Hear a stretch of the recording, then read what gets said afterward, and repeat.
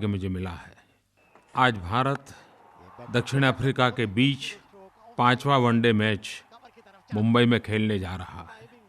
ये सीरीज है जिसका नाम गांधी मंडेला सीरीज दिया गया है। अभी तक सीरीज रोमांचक मोड़ पर है। दोनों टीम 2-2 मैच जीत चुके हैं और इसलिए आखिरी के मैच का महत्व और ज़्यादा बढ़ गया है। मेरी सभी खिलाड़ियों को बहुत-बहुत शुभकामनाएं। आज मैं आकाशवाणी के कन्नूर केंद्र के मित्रों को बधाई देना चाहता हूँ। बधाई इसलिए देनी है कि जब मैंने मन की बात प्रारंभ की तो कई लोग उसके जुड़ते चले गए। उसमें केरल की एक 12वीं की छात्रा श्रद्धा थाम्बन जुड़ी थी। कन्नूर केंद्र ने बाद में उसको बुलाया और एक समारोह आयोजित किया और काफ़ी कुछ फीडबैक का माहौल बना, एक अपनापन का भाव बना और एक 12वीं कक्षा में पढ़ने वाली श्रद्धा की इस जागरूकता को कन्नूर के आकाशवाणी केंद्र ने सराहा, उसको पुरस्कृत किया। कन्नूर आकाशवाणी केंद्र की इस बात से मुझे ही प्रेरणा मिल गई और मैं चाहूँगा कि देश भर में ऐसे आकाशवाणी केंद्र अगर अपने-अपने इलाके में इस प्रकार से जागरूक और सक्रिय लोगों की तरफ उनका ध्यान जाएगा तो जन भागीदारी से देश चलाने का हमारा जो मकसद है उसको एक नई ताकत मिलेगी। और इसलिए मैं कन्नूर आकाशवाणी केंद्र के सभी साथियों को हृदय से बहुत-बहुत अभिनंदन करता हूँ, बधाई देता हूँ। मुझे फिर से एक बार आज केरल की बात करनी है। केरल के चित्तूर के सेंट मेरी अपर प्राइमरी स्कूल की छात्राओं ने मुझे एक पत्र भेजा है। पत्र अनेक रूप से विशेष है। एक तो इन बालिकाओं ने अपने अंगूठे के निशान से भारत माता का एक चित्र बनाया है, बहुत बड़े कपड़े पर। वो भारत माता का, भारत के नक्शे का वो चित्र मुझे भेजा है। पहले मैं हैरान था कि उन्होंने अपने अंगूठे के निशान से भारत का नक्शा क्यों बनाया, लेकिन जब मैंने उनका पत्र पढ़ा तो मुझे समझ आया कि कितना बढ़िया सिंबॉलिक संदेश उन्होंने दिया है। ये वो बालिकाएं हैं जिन्होंने सिर्फ प्रधानमंत्री को जागरूक करने का प्रयास किया, ऐसा नहीं है। वो अपने क्षेत्र में भी लोगों को जागरूक करने का प्रयास कर रहे हैं और उनका मिशन है अंगदान, ऑर्गन डोनेशन के लिए वे जन जागरूकता अभियान चला रही हैं।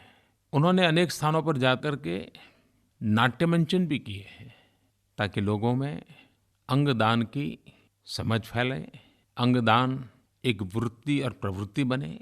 इन बालिकाओं ने मुझे चिट्ठी में लिखा है कि आप अपने मन की बात में ऑर्गन डोनेशन के विषय में लोगों से अपील कीजिए।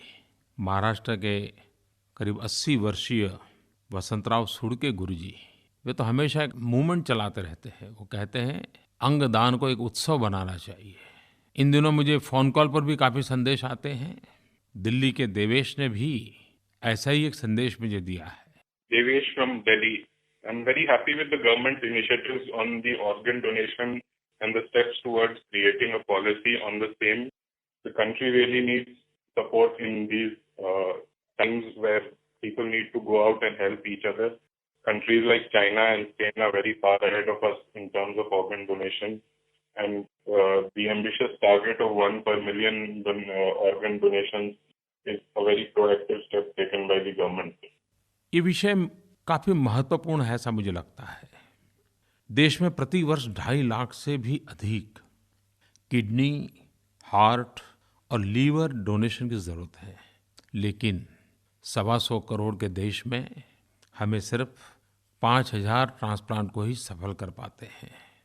हर साल 1 लाख आँखों की रोशनी की ज़रूरत होती है और हम सिर्फ 25,000 तक पहुँच पाते हैं। 4 आँखों की ज़रूरत हो, हम सिर्फ 1 दे पाते हैं। सड़क दुर्घटना में मृत्यु होने पर शरीर के ऑर्गन को डोनेट किया जा सकता है। कुछ कानूनी उलझनें भी बहुत हैं। राज्यों को भी इस दिशा में मार्गदर्शन करने का प्रयास हुआ है। कुछ राज्यों ने कागजी कार्यवाही को कम करके इसमें गति लाने का काफ़ी अच्छा प्रयास किया है। आज मैं कह सकता हूँ कि ऑर्गन डोनेशन, अंगदान के क्षेत्र में तमिलनाडु अग्रिम पंक्ति में है। कई सामाजिक संस्थाएं, कई एनजीओज, बहुत ही अच्छा काम इस दिशा में कर रहे हैं। ऑर्गन ट्रांसप्लांट को बढ़ावा देने के लिए national organ and tissue transplant organisation NOTTO की स्थापना की गई है। एक 24/7 हेल्पलाइन 1800 11 4770 ये भी सेवा उपलब्ध है। और हमारे यहाँ तो कहा गया है, तेन तकतेन भुंजी था। त्याग करने का जो आनंद होता है उसका बहुत उत्तम वर्णन तेन तकतेन भुंजी था इस मंत्र में है। पिछले दिनों हम सब ने टीवी पर देखा था कि दिल्ली के जीबी पंत हॉस्पिटल में एक गरीब ठेले वाला हॉकर, उसकी पत्नी का लीवर ट्रांसप्लांट किया गया और ये लीवर विशेष इंतजाम करके लखनऊ से दिल्ली लाया गया था और वो ऑपरेशन सफल रहा, एक जिंदगी बच गई। अंगदान महादान तेन तकतेन भूंजी था, इस भाव को हम चरितार्थ करें और इस बात को हम अवश्य बल दें। प्यारे देशवासियों, अभी-अभी हमने नवरात्रि और विजयादशमी का पर्व मनाया और कुछ दिनों के बाद दीपावली का पर्व भी मनाएंगे। ईद भी मनाई, गणेश चतुर्थी भी मनाई।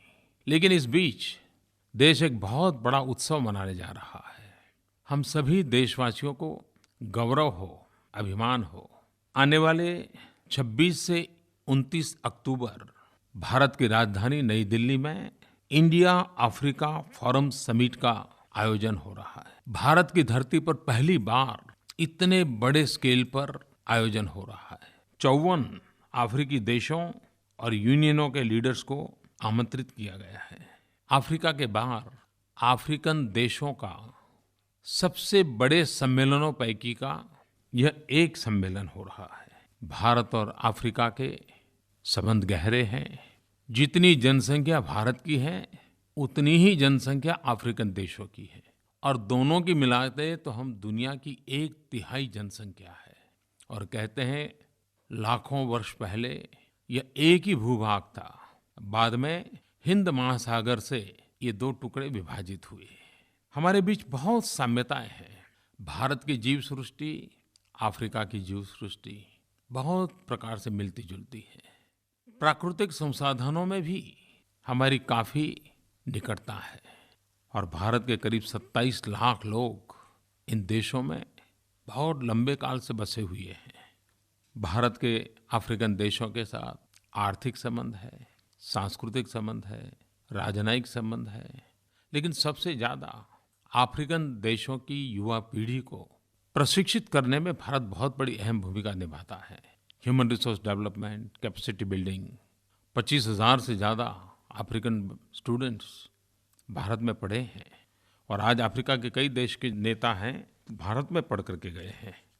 तो हमारा कितना गहरा नाता है और उस दृष्टि से ये समिट बड़ा महत्वपूर्ण है। आमतौर पर जब समिट होती है तब भिन्न-भिन्न देशों के मुखिया मिलते हैं। ये बात सही है, एक समिट में मुखियाओं की मीटिंग होने वाली है, लेकिन हमारी कोशिश है कि ये जनता का भी मिलन होना चाहिए। और इस बार भारत सरकार ने, खास करके एचआरडी मिनिस्ट्री ने एक बड़ा ही अच्छा कार्यक्रम किया। सीबीएसई की जितनी भी एफिलिएटेड स्कूल हैं उनके बच्चों के बीच एक ऐसे कंपटीशन का कार्यक्रम किया गया, कविताएं लिखने का कार्यक्रम किया गया, उनकी भागीदारी बढ़ाने का कार्यक्रम किया गया। करीब 1600 स्कूलों ने उसमें भाग लिया। भारत और भारत के बाहर की भी स्कूलें थी और हजारों स्कूली बच्चों ने भारत अफ्रीकन संबंधों को बल देने वाली बातें लिखी। दूसरी तरफ महात्मा गांधी की जन्मभूमि पोरबंदर से मेमोरीज ऑफ महात्मा एक प्रदर्शनी, मोबाइल प्रदर्शनी पोरबंदर से लेकर के उत्तरी राज्यों का भ्रमण करते करते 29 अक्टूबर को दिल्ली पहुंच रही है। लाखों स्कूली बच्चों ने इस प्रदर्शनी को देखा, गांव-गांव लोगों ने देखा और अफ्रीका और भारत के संबंधों में महात्मा गांधी की कैसी महान भूमिका रही थी, महात्मा गांधी के व्यक्तित्व का असर इन दोनों भूभाग पर कितना रहा था, इसको लोगों ने जाना, पहचाना। ये जो प्रतियोगिता हुई उसमें बहुत उत्तम प्रकार के रचनाएं आई। एक रचना की तरफ मेरा ध्यान जाता है, मुझे अच्छा लगा इसलिए मैं आपको सुनाना चाहता हूँ। हमारे छोटे-छोटे स्थान पर स्कूलों के बच्चे भी कितने होनहार हैं। इनकी दृष्टि कितनी व्यापक है और कितनी गहराई से सोचते हैं, इसका उसमें दर्शन होता है। मुजफ्फरनगर, उत्तर प्रदेश, वहाँ से गरिमा गुप्ता ने इस स्पर्धा में एक कविता लिखी है और बढ़िया लिखा है उसने।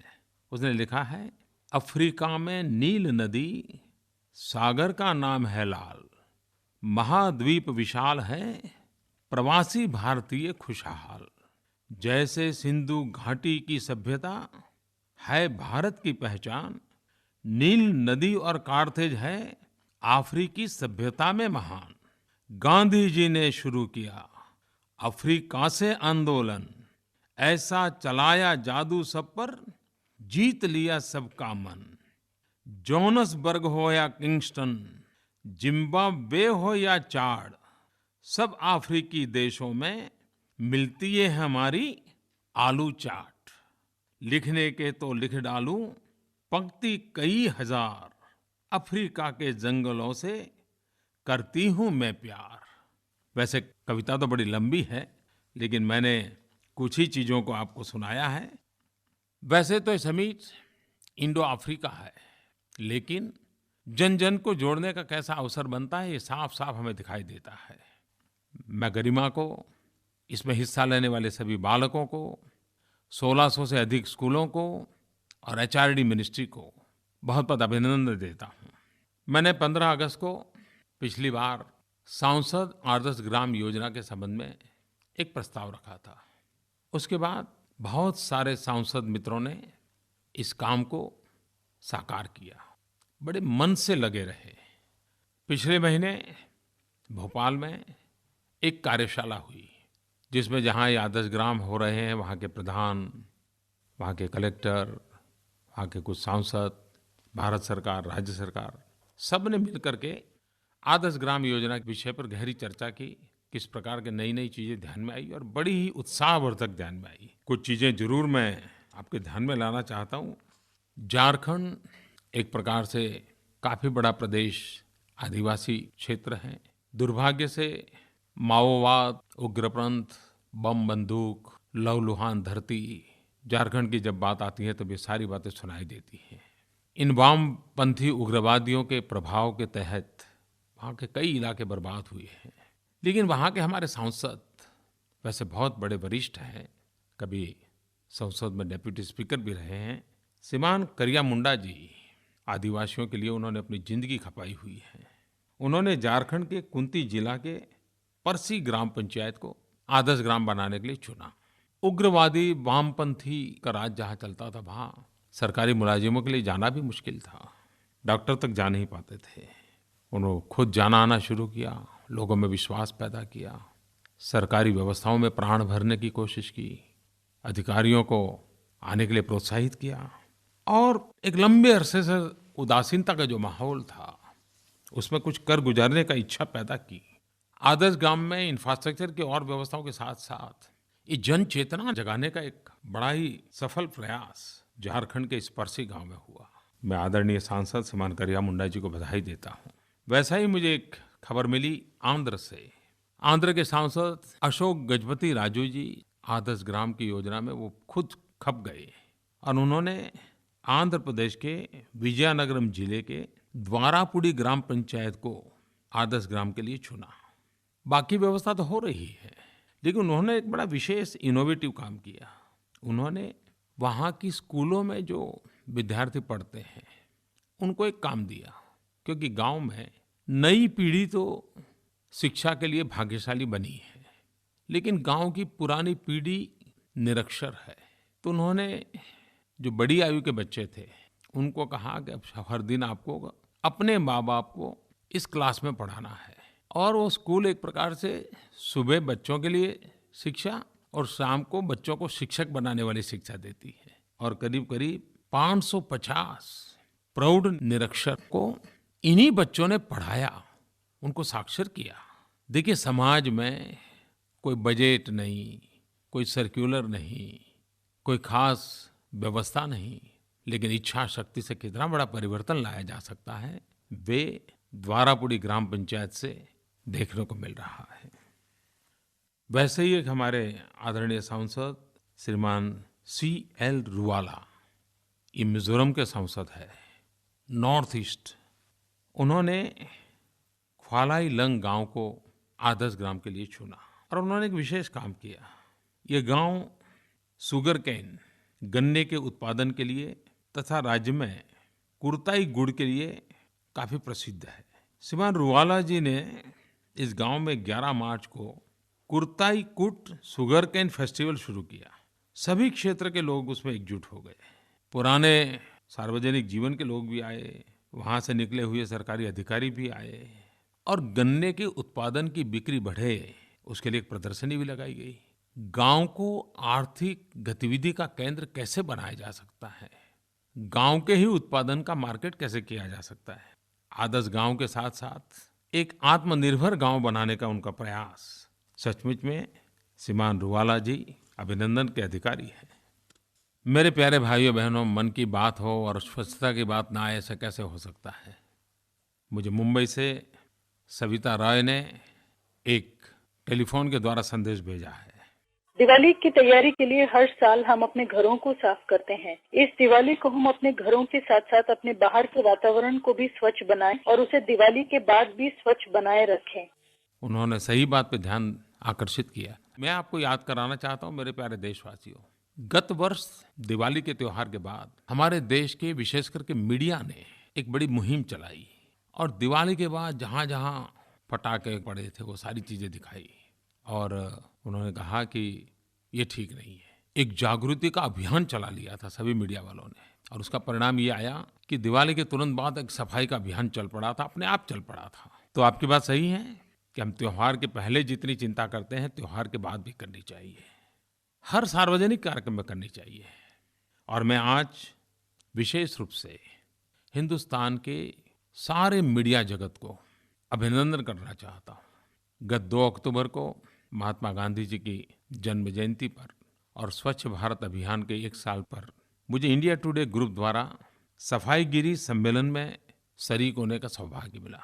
उन्होंने क्लीन इंडिया अवार्ड दिए और मैं भी देख रहा था कितने प्रकार की गतिविधि चल रही है, कैसे कैसे लोग इसके लिए अपने आप को वन लाइफ वन मिशन की तरह काम कर रहे हैं। हमारे देश में कैसे कैसे स्थान है जो इतना स्वच्छ रखा गया है, ये सारी बातें उजागर हुई और मैंने उस समय इंडिया टुडे ग्रुप के उस सराहनीय काम को हृदय से बधाई दी थी। वैसे जब से स्वच्छता अभियान का मिशन चला है मैंने देखा है कि आंध्र तेलंगाना से ईटीवी, ईनाडू और खास करके श्रीमान रामोजी राव, उनकी आयु तो बहुत है लेकिन उनका जो जुस्सा है वो किसी नौजवान से भी कम नहीं है और उन्होंने स्वच्छता को अपना एक पर्सनल प्रोग्राम बना दिया है, मिशन बना दिया है। ईटीवी के माध्यम से लगातार पिछले 1 साल से वो स्वच्छता के काम को प्रमोट कर रहे हैं, उनके अखबारों में उसकी खबरें रहती हैं और सकारात्मक खबरों पर ही वो बल दे रहे हैं स्वच्छता के समय में। और उन्होंने करीब करीब 55-56 हजार स्कूलों के लगभग 51 लाख बच्चों को आंध्र और तेलंगाना के अंदर इस काम में जोड़ा। सार्वजनिक स्थल हो, स्टेशन हो, धार्मिक स्थान हो, हॉस्पिटल हो, पार्क हो, कई जगह पे स्वच्छता का बड़ा अभियान चलाया। अब ये खबरें अपने आप में स्वच्छ भारत के सपने को साकार करने की ताकत के दर्शन देती है। एबीपी न्यूज ने ये भारत देश मेरा नाम से प्रोग्राम शुरू किया और उन्होंने लोगों में सफाई के प्रति कैसी जागरूकता आई है इसको हाईलाइट करके देशवासियों को प्रशिक्षित करने का काम किया। एनडीटीवी ने बनेगा स्वच्छ इंडिया नाम से मुहिम चलाई। दैनिक जागरण, उन्होंने भी लगातार इस अभियान को आगे बढ़ाया है। जी परिवार ने, इंडिया टीवी का मिशन क्लीन इंडिया, हमारे देश के सैकड़ों चैनल हैं, हजारों अखबार हैं, हर एक ने, मैं सबके नाम नहीं ले पा रहा हूँ समय के अभाव से, लेकिन इस अभियान को चलाया है। और इसलिए सविता राय जी, आपने जो सुझाव दिया है, आज पूरा देश इस काम को अपना मान रहा है और उसे आगे बढ़ रहा है। मेघालय से वहाँ के हमारे राज्यपाल श्रीमान शंमुगनाथन, उन्होंने मुझे एक चिट्ठी लिखी है और चिट्ठी लिख करके मुझे मेघालय के मावल्यन नोंग गांव का जिक्र किया है। उन्होंने लिखा है कि पिछले कई वर्षों से इस गांव ने स्वच्छता का एक बिड़ा उठा के रखा हुआ है और करीब करीब हर पीढ़ी इस स्वच्छता के विषय में पूरी तरह समर्पित है। और कहते हैं कि आज से कुछ वर्ष पहले उनको एशिया का क्लीनेस्ट विलेज के रूप में अवार्ड मिला था। ये सुनकर के मुझे खुशी हुई कि हमारे देश में दूर सुदूर नॉर्थ ईस्ट में मेघालय में भी कोई गांव है जो सफाई के क्षेत्र में कई वर्षों से लगा हुआ है। वहाँ के नागरिकों का ये स्वभाव बन गया है, गांव का ये संस्कार बन गया है। यही तो है, हम सबको विश्वास पैदा करता है कि हमारा देश जरूर स्वच्छ होगा, देशवासियों के प्रयत्नों से होगा। और 2019 में जब हम महात्मा गांधी की 150वीं जयंती मनाएंगे, तब हम सीना तान करके गौरव से 125 करोड़ देशवासी कह पाएंगे, देखिए हमने हमारी भारत माता को गंदगी से मुक्त कर दिया। मेरे प्यारे देशवासियों, मैंने 15 अगस्त को लाल किले से ये कहा था कि कुछ बातें हैं जहाँ भ्रष्टाचार घर कर गया है। गरीब व्यक्ति जो छोटी छोटी नौकरी के लिए जाता है, किसी की सिफारिश के लिए नहीं, पता नहीं क्या क्या उसको कष्ट झेलने पड़ते हैं, और दलालों की टोली कैसे कैसे उनसे रुपये हड़प लेती है। नौकरी मिले तो भी रुपये जाते हैं, नौकरी न मिले तो भी रुपये जाते हैं। सारी खबरें हम सुनते थे, और उसी में से मेरे मन में एक विचार आया था कि छोटी छोटी नौकरियों के लिए इंटरव्यू की क्या ज़रूरत है। मैंने तो कभी सुना नहीं है कि दुनिया में कोई ऐसा मनोवैज्ञानिक है जो 1 मिनट 2 मिनट के इंटरव्यू में किसी व्यक्ति को पूरी तरह जांच लेता है। और इसी विचार से मैंने घोषणा की थी कि क्यों न हम ये छोटी पायरी की नौकरियां हैं वहाँ पर इंटरव्यू की परंपरा ख़त्म करें। मेरे प्यारे युवा मित्रों, मैं आज गर्व से कहना चाहता हूँ कि सरकार ने सारी प्रक्रियाएं पूर्ण कर ली, और केंद्र सरकार के ग्रुप डी, ग्रुप सी और ग्रुप बी के नॉन गैजेटेड पदों में अब भर्ती के लिए साक्षात्कार नहीं होगा, इंटरव्यू नहीं होगा। 1 जनवरी 2016 ये लागू हो जाएगा। अभी जहाँ प्रक्रिया चल रही है उसमें कोई रुकावट हम नहीं करेंगे, लेकिन 1 जनवरी 2016 से ये लागू हो जाएगा। तो सभी युवा मित्रों को मेरी शुभकामनाएं हैं। वैसे ही पिछले बजट में हमने एक महत्वपूर्ण योजना घोषित की थी। हमारे देश में सोना एक प्रकार से सामाजिक जीवन का हिस्सा बन गया है। गोल्ड आर्थिक सुरक्षा का माध्यम माना गया है। संकट समय की चाबी गोल्ड माना गया है। अब ये समाज जीवन में सदियों से आ रही परंपरा है। सोने का प्यार मैं नहीं मानता उसको कोई कम कर सकता है, लेकिन सोने को डेड मनी के रूप में पड़े रखना ये तो आज के युग में शोभा नहीं देता है। सोना शक्ति बन सकता है, सोना आर्थिक शक्ति बन सकता है, सोना देश की आर्थिक संपत्ति बन सकता है, और हर भारतवासी ने इसमें योगदान देना चाहिए। आज मुझे खुशी है कि बजट में जो हमने वादा किया था, इस दिवाली के त्यौहार में, और जबकि धनतेरस और लोग उस दिन खास रूप से सोना खरीदते हैं, तो उसके पूर्व ही हम महत्वपूर्ण योजनाओं को लॉन्च करने जा रहे हैं। गोल्ड मोनेटाइजेशन स्कीम हम लाए हैं।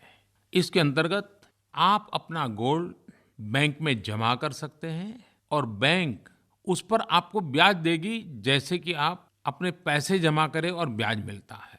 पहले गोल्ड लॉकर में रखते थे और लॉकर का किराया हमें देना पड़ता था। अब गोल्ड बैंक में रखेंगे और पैसा बैंक आपको ब्याज के रूप में देगा। कहिए देशवासियों, अब सोना संपत्ति बन सकता है कि नहीं बन सकता है? सोना डेड मनी से एक जीवन ताकत के रूप में परिवर्तित हो सकता है कि नहीं हो सकता है? बस यही तो काम हमें करना है। आप मुझे साथ दीजिए। अब घर में गोल्ड मत रखिए, उसकी सुरक्षा और उसका ब्याज, दो फायदे जरूर लाभ उठाइए। दूसरी एक बात है, सोवरिन गोल्ड बॉन्ड में आपके हाथ में सोने की लगड़ी तो नहीं आती है, एक कागज आता है, लेकिन उस कागज का मूल्य उतना ही है जितना कि सोने का है। और जिस दिन वो आप कागज वापस करोगे, वापस करने के दिन सोने का जितना मूल्य होगा उतना ही पैसा आपको दिया जाएगा। यानी मान लीजिए आज आपने 1000 रुपये के सोने के दाम के हिसाब से ये स्वर्णिम बॉन्ड लिया, और 5 साल के बाद आप बॉन्ड वापस करने गए, और उस समय सोने का दाम 2500 रुपया है, तो उस कागज के बदले में आपको 2500 रुपये मिलेगा। तो इसका हम प्रारंभ कर रहे हैं कि इसके कारण अब हमें सोना खरीदने की ज़रूरत नहीं पड़ेगी, सोना सँभालने की ज़रूरत नहीं पड़ेगी, सोना कहाँ रखें उसकी चिंता हट जाएगी और कागज़ को तो कोई चोरी करने आएगा भी नहीं। तो मैं सुरक्षा की गारंटी वाली ये स्कीम आने वाले हफ्ते में ज़रूर देशवासियों के सामने रखूँगा। मुझे यह बताते हुए खुशी हो रही है कि हम गोल्ड कॉइन भी ला रहे हैं, अशोक चक्र वाला गोल्ड कॉइन। आज़ादी को करीब-करीब 70 साल हुए, लेकिन अब तक हम फॉरेन गोल्ड कॉइन का ही उपयोग करते रहे हैं या गोल्ड बुलियन बार्स, ये भी विदेशी उपयोग करते रहे हैं। हमारा देश का स्वदेशी मार्का क्यों नहीं होना चाहिए? और इसलिए आने वाले हफ्ते में और धनतेरस के पूर्व, जो धनतेरस से सामान्य नागरिक को उपलब्ध हो जाएगा, 5 ग्राम और 10 ग्राम का अशोक चक्र वाला भारतीय सोने का सिक्का शुरू किया जा रहा है। इसके साथ ही 20 ग्राम का गोल्ड बुलियन भी लोगों के लिए उपलब्ध होगा। मुझे विश्वास है कि नई स्कीम एक आर्थिक विकास की दिशा में नया परिवर्तन लाएगी और मुझे आपका सहयोग मिलेगा। मेरे प्यारे देशवासियों, 31 अक्टूबर को लौह पुरुष सरदार वल्लभ भाई पटेल की जन्म जयंती है। एक भारत श्रेष्ठ भारत, सरदार वल्लभ भाई पटेल को याद करते ही पूरा भारत का मानचित्र सामने आता है। भारत की एकता के लिए इस महापुरुष ने बहुत बड़ा योगदान किया है। लौह पुरुष के रूप में अपने सामर्थ्य का परिचय दिलाया है। सरदार साहब को तो हम श्रद्धांजलि देंगे ही देंगे, लेकिन भारत को एक करने का उनका जो सपना था, भौगोलिक रूप से उन्होंने करके दिखाया। लेकिन एकता का मंत्र ये निरंतर हमारे चिंतन का, व्यवहार का, अभिव्यक्ति का माध्यम होना चाहिए। भारत विविधताओं से भरा हुआ है। अनेक पंथ, अनेक संप्रदाय, अनेक बोली, अनेक जाति, अनेक पहरवेश, कितनी विविधताओं से भरा हुआ अपना भारत देश। और ये विविधता ही तो है जिसके कारण हमारी शोभा है। ये विविधता न होती तो शायद जिस शोभा के लिए हम गर्व करते हैं वो नहीं कर पाते। और इसलिए विविधता ही एकता का मंत्र है। शांति, सद्भावना, एकता, यही तो विकास की जड़ी-बूटी है। पिछले कई वर्षों से 31 अक्टूबर को देश के कई कोने में रन फॉर यूनिटी के कार्यक्रम होते हैं। एकता की दौड़, मुझे भी पहले उसमें शरीक होने का सौभाग्य मिला है। मैंने सुना है इस बार भी चारों तरफ इसकी योजनाएं बन रही हैं। लोग उत्साह से एकता की दौड़ की तैयारी कर रहे हैं। एकता की दौड़ ही सच्चे अर्थ में विकास की दौड़ है। दूसरे अर्थ में कहूँ तो विकास की दौड़ की गारंटी भी एकता की दौड़ है। आइए सरदार साहब को श्रद्धांजलि दें, एकता का मंत्र को आगे बढ़ाएं। प्यारे भाइयों बहनों, अब तो आप सब लोग दिवाली की तैयारियों में लगे होंगे। घर में सफाई होती है कि नई चीज़ें खरीदी जाती होगी। दीपावली का पर्व हमारे देश के हर कोने में अलग-अलग रूप से मनाया जाता है। दीपावली के पावन पर्व के लिए मैं आपको बहुत-बहुत शुभकामनाएं देता हूँ। लेकिन दिवाली के दिनों में कुछ हादसे ध्यान में आते हैं। पटाखे फोड़ने के कारण या दीप के कारण आगजनी होती है। पटाखों के कारण बच्चों को बहुत नुकसान हो जाता है। मैं हर माँ बाप से कहूँगा कि दीपावली का आनंद तो मनाएं, लेकिन ऐसा कोई अकस्मात न हो जाए, हमारे परिवार के संतान का कोई नुकसान न हो जाए। आप जरूर इसकी भी चिंता करेंगे और सफाई तो करनी ही करनी है। मेरे प्यारे देशवासियों, दीपावली के दूसरे दिन मुझे ब्रिटेन की यात्रा पर जाना है। मैं इस बार ब्रिटेन की मेरी यात्रा के लिए बहुत रोमांचित हूँ और उसका एक विशेष कारण है। कुछ सप्ताह पूर्व मैं मुंबई में बाबा साहब आम्बेडकर के चैत्य भूमि के पास एक भव्य स्मारक का शिलान्यास करने गया था। और अब मैं लंदन में, जहाँ डॉक्टर बाबा साहब आम्बेडकर रहते थे, वो घर अब भारत की संपत्ति बन गया है। 125 करोड़ देशवासियों का प्रेरणा स्थान बन गया है। उसको विधिवत रूप से उद्घाटन करने के लिए मैं जा रहा हूँ। दलित हो, पीड़ित हो, शोषित हो, वंचित हो, पिछड़े हो, कठिनाइयों से जिंदगी गुजारा करने वाले किसी भी भारतीय के लिए बाबा साहब आम्बेडकर का ये भवन इस बात की प्रेरणा देता है कि अगर इच्छा शक्ति प्रबल हो तो संकटों को पार करके भी अपने जीवन को आगे बढ़ाया जा सकता है, शिक्षा प्राप्त की जा सकती है। और यही जगह है जिस जगह पे बैठ के बाबा साहब आम्बेडकर ने तपस्या की थी। भारत सरकार भी और राज्य सरकारें भी समाज के इस प्रकार के वर्गों को, दलित हो, आदिवासी हो, पिछड़े हो, ऐसे होनहार बच्चों को स्कॉलरशिप देती है जो विदेश पढ़ने जाते हैं। भारत सरकार भी होनहार दलित युवक युवतियों को प्रोत्साहन देती है। मुझे विश्वास है कि जब ब्रिटेन में भारत कैसे हमारे बालक पढ़ने जाएंगे तो बाबा साहब आम्बेडकर का ये स्थान उनके लिए तीर्थ क्षेत्र बन जाएगा, प्रेरणा भूमि बन जाएगा और जीवन में कुछ सीखना, लेकिन बाद में देश के लिए जीना, ये संदेश ही तो बाबा साहब आम्बेडकर ने दिया, जी करके दिया। और इसलिए मैं कह रहा हूँ कि मेरी ब्रिटेन की यात्रा में मैं एक विशेष रोमांचित हूँ। कई वर्षों से विषय प्रश्न उलझा पड़ा था और अब वो भवन 125 करोड़ देशवासियों की संपत्ति बनता हो, बाबा साहब आम्बेडकर का नाम जुड़ा हो, तो मेरे जैसे लोगों को कितना आनंद होगा इसका आप अंदाज लगा सकते हैं। मुझे लंदन में एक और अवसर भी मिलने वाला है, भगवान बसवेश्वर की प्रतिमा का अनावरण। अनेक वर्षों पहले भगवान बसवेश्वर ने लोकतंत्र के लिए, एम्पावरमेंट ऑफ विमेन के लिए जो काम किए थे, वो दुनिया का एक सचमुच में अध्ययन करने वाला पहलू है। लंदन की धरती पर भगवान बसवेश्वर की प्रतिमा का लोकार्पण, ये अपने आप में सदियों पहले भारत के महापुरुष कैसा सोचते थे, कितना लंबा सोचते थे, उसका एक उत्तम उदाहरण है। तो आप जानते हैं कि जब ऐसी घटनाएं जुड़ी हो तो हम सभी देशवासियों का मन रोमांचित हो उठता है। मेरे प्यारे देशवासियों, मन की बात के साथ आप जुड़े रहते हैं, टेलीफोन के द्वारा, mygov.in के द्वारा आपके सुझाव मुझे मिलते रहते हैं। आपके पत्रों की बाद में आकाशवाणी पर चर्चा भी होती है, सरकारी अधिकारियों को बुला करके चर्चा होती है, कुछ लोग अपनी समस्याएं लिखते हैं, समस्याओं का समाधान करने का भी प्रयास होता है। भारत जैसे देश में हमें अनेक भाषाओं को सीखना चाहिए। कुछ भाषाएं तो मुझे सीखने का सौभाग्य मिला है, लेकिन फिर भी इतनी भाषाएं हैं कि मैं कहाँ सीख पाया नहीं। लेकिन फिर भी मैं आकाशवाणी का आभारी हूँ। इस मन की बात को रात को 8 बजे हर एक राज्य की प्रादेशिक भाषा में वो प्रसारित करते हैं। भले वो आवाज़ किसी और की हो, लेकिन बात तो मेरे मन की होती है। आपकी भाषा में आप तक पहुँचने का भी रात को 8 बजे जरूर प्रयास करूँगा। तो एक अच्छा हम लोगों का नाता जुड़ गया है। पिछले समय मैं 1 वर्ष पूर्ण कर रहा था, आज हम नए वर्ष में प्रवेश कर रहे हैं। मेरे प्यारे देशवासियों को फिर एक बार बहुत बहुत शुभकामनाएं। जय हिंद।